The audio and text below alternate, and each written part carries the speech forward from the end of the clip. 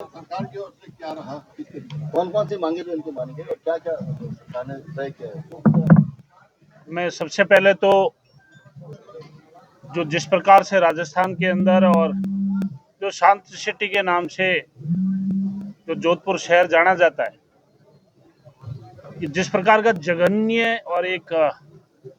जो बोलना चाहिए निर्मम हत्याकांड हुआ है, मैं इस हत्याकांड को जैसे भारतीय जनता पार्टी की ओर से घोर निंदा करता हूं। जिस प्रकार से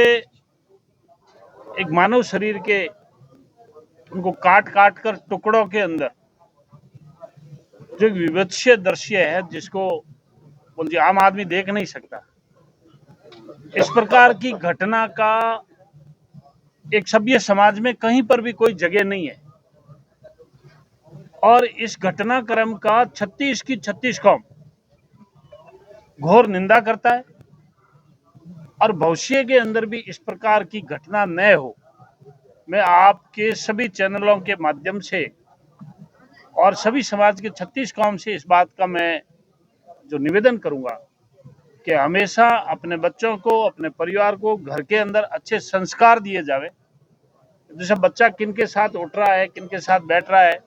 अपना परिवार का सदस्य किन के साथ जा रहा है और किन के साथ नहीं जा रहा है, क्योंकि इससे पहले भी इस प्रकार के शरीर के डेड बॉडी के टुकड़े काट काट कर फ्रीज में रखे गए, उस घटनाक्रम से भी आप और हम लोग सब परिचित हैं। इसलिए आपके जो चैनल के माध्यम से मेरा ये निवेदन रहेगा कि घर परिवार के लोग भी अपनी जिम्मेवारी समझे और भविष्य के अंदर ऐसी किसी भी प्रकार का घटना को कोई ऐसा अपराधी जो इस प्रकार की घटना को अंजाम न दे सके, ये मेरी सर्व समाज से भी अपील है। और सरकार का जो रुख है वो पहले ही दिन से जो है सकारात्मक रुख रहा है। और मैंने पहले भी बताया था कि सरकार के चारों खाने और चारों दरवाजे जैसे बातचीत के लिए खुले थे। हमारे जो सांसद महोदय आदरणीय हनुमान जी कल पधारे, जैसे कहीं पर छोटा मोटा जैसे कोई कम्युनिकेशन गैप था, वो कम्युनिकेशन गैप भी दूर हो गया। हमारे आदरणीय देवेंद्र जी जोशी साहब भी मौजूद है।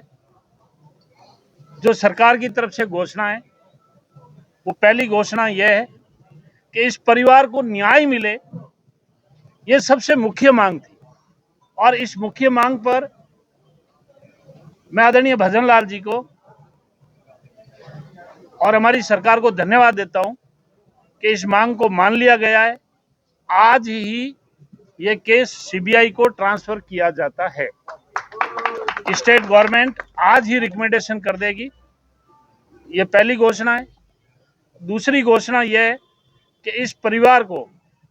जो सरकार की तरफ से जो प्रतिकार राशि जो मिलेगी, और आदरणीय हनुमान जी, हम लोग और सर्व समाज के 36 कौम के लोग, हम लोग जैसे लगभग 51 जो लाख रुपए की सहायता इस परिवार की करेंगे। और तीसरी घोषणा, जो यहाँ के डीसीपी साहब है वो अभी हाल फिलहाल उनको यहाँ से रवाना कर रहे हैं, और अन्य भी कोई भी अधिकारी जो इस जो प्रकरण में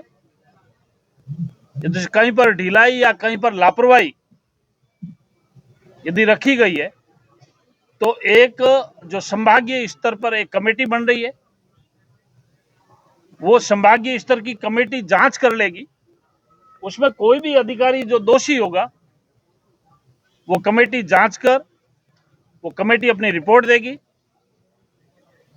और इसके साथ में जो सीआई सरदारपुरा है, उनको वहां थाने से हटाकर ये पुलिस लाइन में भेजा जाएगा, जिससे कहीं पर किसी भी प्रकार की जांच कोई प्रभावित नहीं हो। और इस परिवार के एक लड़के को संविदा के ऊपर जैसे नौकरी दी जाएगी। मैं समझ रहा हूं कि लगभग जो परिवारजन की और आप और हम सब की जो सर्व समाज 36 कौम की जो मांग थी, वो लगभग सरकार ने सारी मांगों को एक सकारात्मक रुख रखते हुए उन तमाम मांगों को मान लिया गया है। मैं आदरणीय जो है भजन लाल जी को बहुत बहुत धन्यवाद देता हूं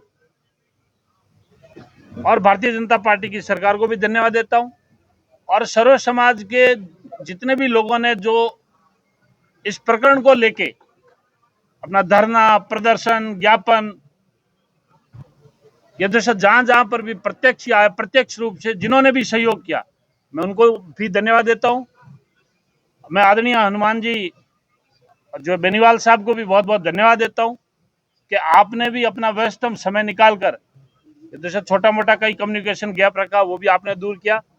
मैं आदरणीय देवेंद्र जी जोशी साहब को भी बहुत बहुत धन्यवाद देता हूं कि आपने भी सरकार के सामने बात रखी और अपनी बात रखकर जो सरकार के सकारात्मक रुख का